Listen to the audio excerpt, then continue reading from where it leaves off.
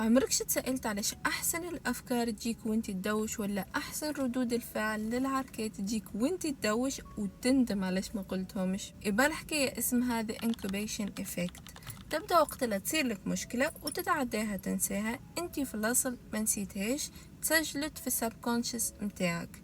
ايه شنو دخل الدوش في الحكاية؟ كي تلقاك تعمل في حاجة ما تستحقش برشا تركيز، كيما مثلا انك تغسل شعرك بشامبوان، مخك باش يدخل في ديفولت مود نتورك، وين باش يصير لك تشتت ذهني وتسرح لعالم واحد اخر، وعقلك الباطني باش يبدا يطلع لك في الافكار ويطلع لك في المشاكل اللي صارت لك. وزيد عليهم كي تلقاك تدوش وخاصه بما سخون، الجهاز العصبي متاعك باش يرتاح، ستريس باش يقل، باش تحس بسعاده وريلاكسيشن، دونك مخك باش يتحل وباش يعطيك احسن الافكار، بويسك لقى the perfect environment to be creative. so المشاكل اللي عندك مع environment ياسر مواتية باش طلع لك افكار ياسر محلاها وتندم علاش ما قلتهاش.